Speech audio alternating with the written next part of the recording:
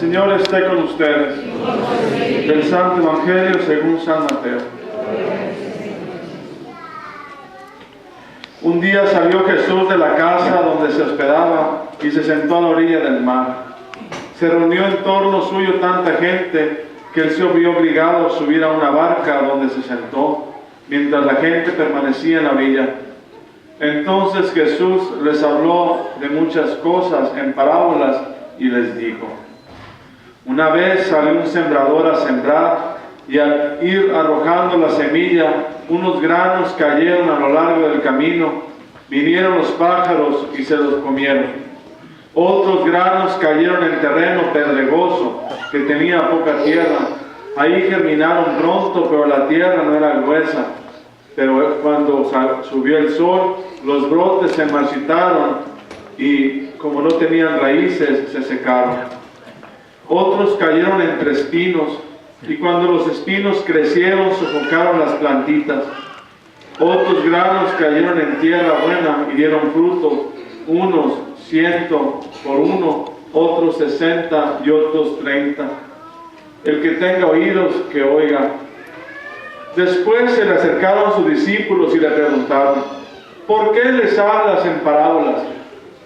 Él les respondió: a ustedes se les ha concedido conocer los misterios del reino de los cielos, pero a ellos no. Al que tiene se le dará más y nadará en la abundancia. Pero el que tiene poco, aún ese poco se le quitará. Por eso les hablo en parábolas, porque viendo no ven, y oyendo ni entienden. No oyen ni entienden. En ellos se cumple aquella profecía de Isaías que dice: oirán una y otra vez y no entenderán, mirarán y volverán a mirar, pero no verán, porque este pueblo ha endurecido su corazón, ha cerrado sus ojos y tapado sus oídos, con el fin de no ver con los ojos, ni oír con los oídos, ni comprender con el corazón, porque no quieren convertirse, ni que yo los salve. Pero dichosos ustedes, porque sus ojos ven y sus oídos oyen. Yo les aseguro que muchos profetas y muchos justos desearon ver lo que ustedes ven y no lo vieron, y oír lo que ustedes oyen y no lo oyeron. Escuchen pues ustedes lo que significa la parábola del sembrador. A todo hombre que oye la palabra del reino y no la entiende, le llega el diablo y le arrebata lo sembrado en su corazón. Esto es lo que significan los granos que cayeron a lo largo del camino. Los sembrados sobre terreno pedregoso significa al que oye la palabra y la acepta inmediatamente con alegría, pero como es inconstante, no la deja echar raíz, y apenas le viene una tribulación o una persecución por causa de la palabra, sucumbe. Lo sembrado entre los espinos representa a aquel que oye la palabra, pero las preocupaciones de la vida y la seducción de las riquezas la sofocan y quedan sin fruto. En cambio, lo sembrado en tierra buena representa a quienes oyen la palabra, la entienden y dan fruto. Unos el 100 por uno, otros el 60 y otros el 30. Palabra del Señor.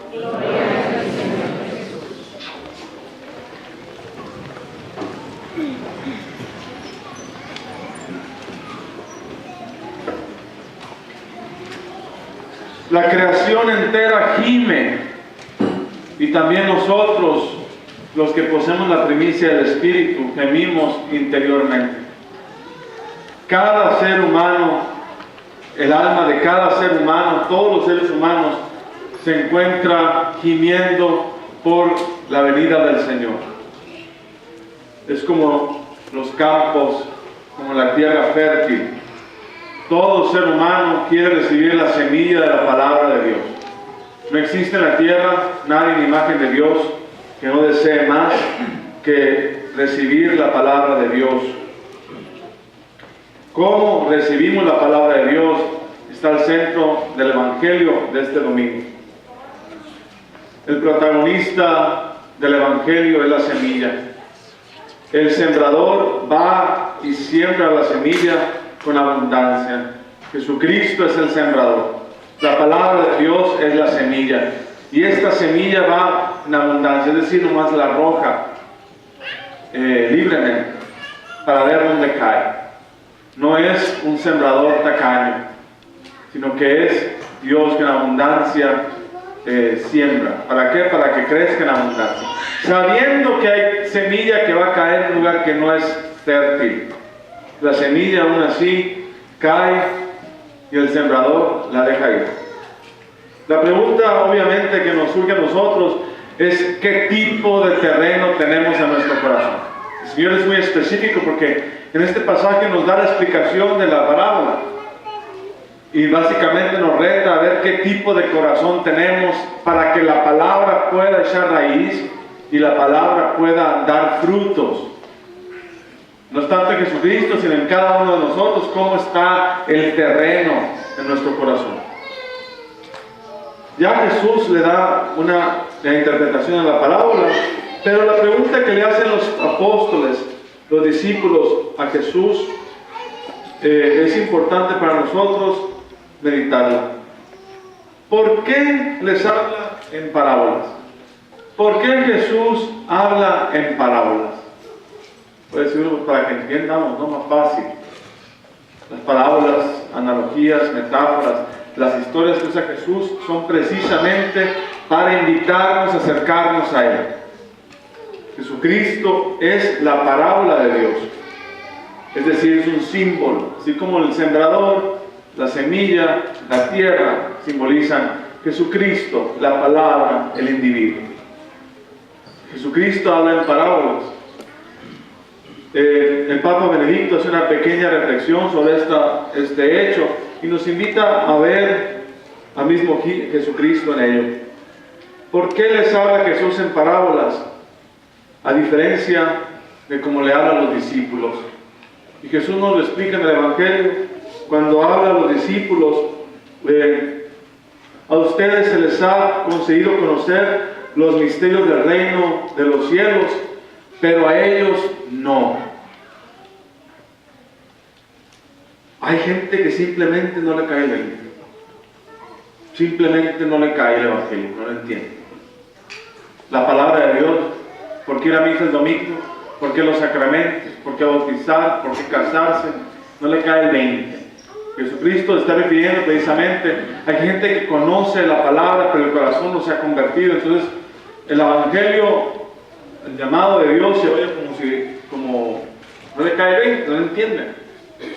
Quisiéramos que entendieran, ¿no? Pero aquellos que ya decidieron por Jesús, los discípulos, les puede revelar los misterios del reino de los cielos, les puede hablar del bien, el mal, la salvación, lo que Dios está construyendo en el mundo, el reino de los cielos, la iglesia. La iglesia. Hablo con una persona sobre el programa de evangelización de nuestra parroquia, que eventualmente lo vamos a divulgar, pero hay muchos católicos que no aman la iglesia, no conocen la iglesia. La iglesia es el reino de Dios y está construida en el mundo. En mi parecer, uno no está evangelizado si no ama la iglesia. Hoy nuestra cultura separa la iglesia del espíritu como si fueran dos cosas, ¿no? La iglesia es una institución y el evangelio y Jesús es otro. Es el demonio que está separando. No puede separar el cuerpo. Es como tratar de separar la esposa del esposo. No se puede. No se debe. No, el querer separar a Jesucristo de su iglesia es como separar a un esposo de una esposa. Los protestantes hacen eso, separan la iglesia de Jesucristo, como si fueran dos cosas separadas. Los agnósticos hacen lo mismo, los ateos quieren hacer lo mismo.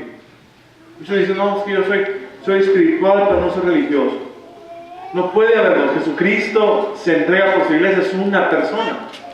Uno sabe, uno sabe el nivel de evangelización en una parroquia en referencia al amor que la gente tiene por su iglesia.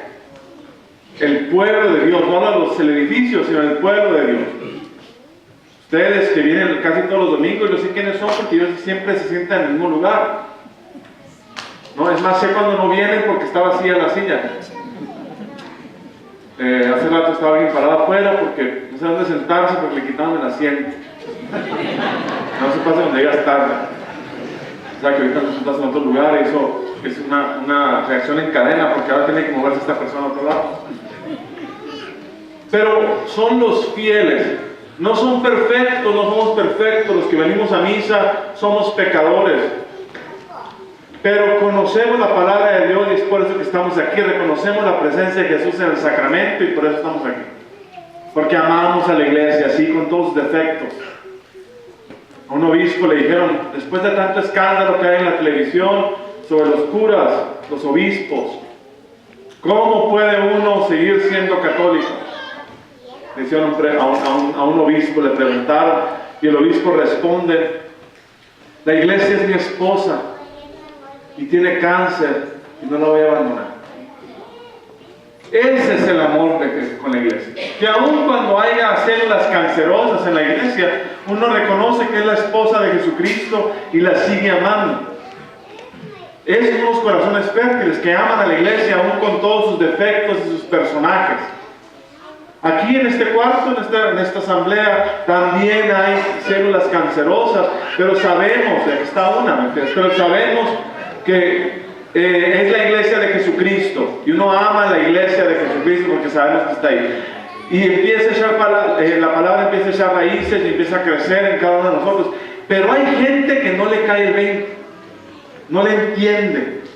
Y tratamos de explicar, y es como dice Jesús en el Evangelio, hay unos que oyen la palabra y la aceptan inmediatamente con alegría, se convierten y dicen, voy a empezar a asistir a la iglesia, voy a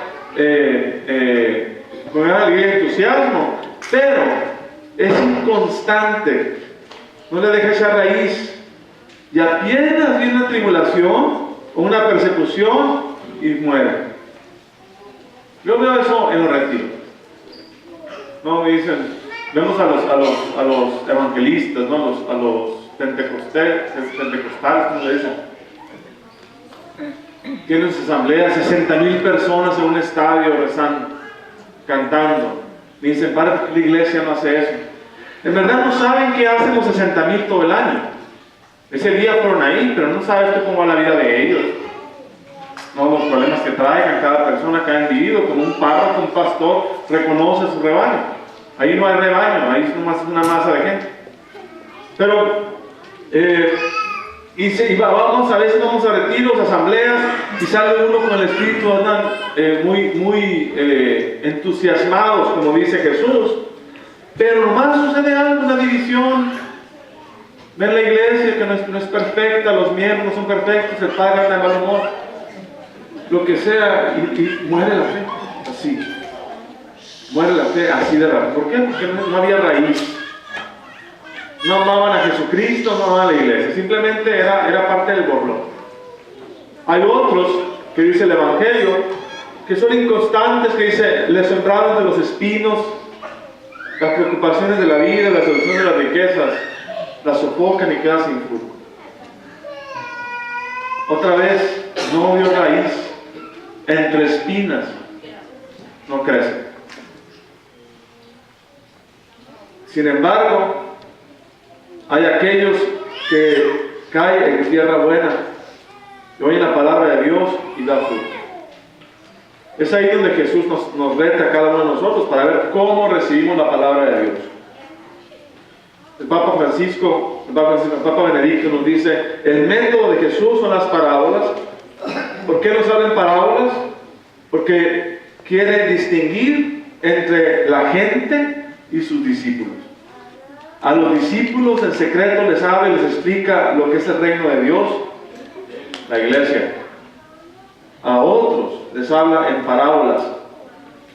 Para aquellos que todavía no se han decidido de seguir a Jesús, les habla en parábolas y la proclama en parábolas precisamente para promover su decisión. Una conversión del corazón. La conversión del corazón es lo que busca Jesús. Por eso la iglesia no toca puertas y no proseletiza. No somos como los testigos de Jehová. porque tiene que haber conversión de corazón. Y eso toma tiempo. Tiene que haber conversión de corazón, eso toma tiempo. Precisamente Jesús habla en parábolas porque no quiere venderte una aspiradora ni algo simplemente así, para que no sea compulsiva tu decisión. Tiene que ser de conciencia, encontrar en el corazón la manera de acercarse al Señor. Y habla en parábolas precisamente para ayudarnos a que nuestra mente, y nos reta, como dice el Papa Benedicto, nos reta no solo la mente, sino que nos reta la libertad. Uno tiene que acercarse a Dios libremente. No pueden decirte con mentiras, tienes que conocer a Dios y libremente elegirlo a Él. Esa es la belleza del Señor, que nos quiere llamar, pero en nuestra libertad. No puede ser miedo, no pueden ser milagros, no pueden ser milagros. Quisiéramos convertir a mucha gente, quisiéramos brincarnos todos esos pasos y simplemente sembrar semillas así en lo fácil. Pero no. San Juan Crisóstomo decía que Jesús hace esto de las parábolas para llevarnos a sí mismo, para provocarnos y significar en nosotros la conversión y la sanación. Quiere provocar el alma. No hay otra manera de hacerlo. He tenido conversaciones con gente de todas las fes y no conozco a nadie que se haya convertido porque lo convencieron. No funciona. He hablado con ateos, agnósticos, lo que sea. No puedes convertir a la gente simplemente con un argumento. No. Hay gente que me da libros y piensa que voy a leer un libro y ya no voy a creer en el Papa o en la Biblia. No puede suceder. No funciona así. Es como si te dijera vas a leer un libro y vas a creer en el Papa. Tampoco. Tienes que entrar en una relación con la iglesia. Pero no puede ser instantáneo. Ni puede ser explicaciones, ni habladuría, ni tratar de convencer como si estuvieras vendiendo un producto. Tiene que ser de conciencia y para eso necesita la persona moverse en libertad. Una persona que hace poco tuve una conversación con esta persona en Facebook, lo pueden ver porque puse su historia en Facebook, aquí en Tucson. Este ministro pentecostal de la Asamblea de Dios, pastor, se convirtió al catolicismo. Está en las noticias en todos lados. Y es famoso. Estoy aquí en Tucson y tuve la oportunidad de platicar con él varias veces. Y me platica su conversión. Cometí un error. Como pastor pentecostal cometí un error. Se puso a leer a los padres de la iglesia. Los padres de la iglesia son los primeros 3 siglos. Desde los evangelistas hasta los primeros 3 siglos, a los obispos y padres de la iglesia, los empezó a leer. Y cuando los empezó a leer, vio los sacramentos, vio la estructura de la iglesia, vio la institución, vio el amor, vio la profundidad de la vida espiritual de la iglesia. Y dice, ¿dónde está esta iglesia? Acordemos que los protestantes ya no hacen 2 o 3 sacramentos. Nosotros tenemos 7. ¿Dónde está esta iglesia? ¿Dónde están los sacerdotes? No, y ellos no tienen sacerdotes. ¿Dónde está quien ofrece sacrificios? ¿Dónde se hace esto? ¿Dónde está la iglesia de Levítico? ¿Dónde está la iglesia de San Pablo? La iglesia de San Pedro y los apóstoles, ¿dónde quedó? Él dice que en la Asamblea de Dios no hablan de la iglesia de ese periodo, simplemente hablan de la iglesia de ahora y le echan a la iglesia católica. Pero él se empezó a preguntar, ¿dónde está la iglesia? Y se puso a leer y a leer y a leer y a leer. Y le cayó el 20. Esta es la iglesia de Dios. La iglesia católica es la novia de Jesús. Es la esposa de Cristo. La que habla San Pablo en los Efesios. La que aparece resplandeciente en el libro del Apocalipsis.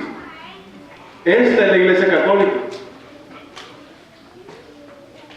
Y entonces fue a buscar a un cura.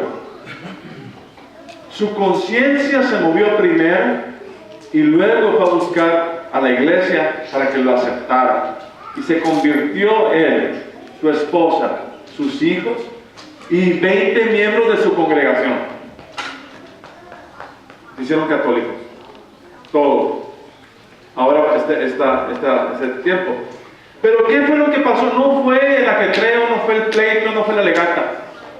Eso no es evangelizar, hermano. Hablar es tratar de convencernos, es caer en trampas.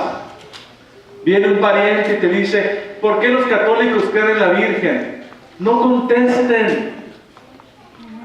No contesten, es una trampa. Ya saben, digo la respuesta, dile que está en Google. Es una trampa. Son trampas que ¿por qué no creen en los papas? ¿Por qué en los santos? Ya saben, de hace 700 años, 500 años que Martín Lutero hizo esas preguntas.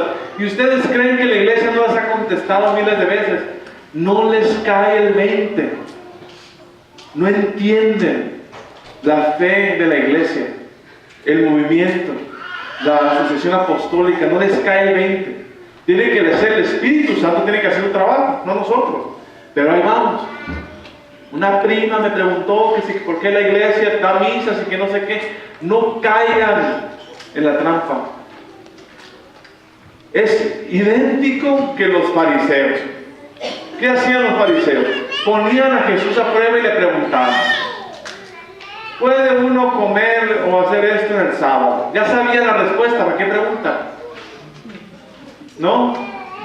Ya saben la respuesta, ¿por qué? Porque es la cesárea. Simplemente para dividir. Como el amigo este me dijo, la Asamblea de Dios, los bautistas y los pentecostales no tienen otro objetivo más que atacar a la Iglesia Católica.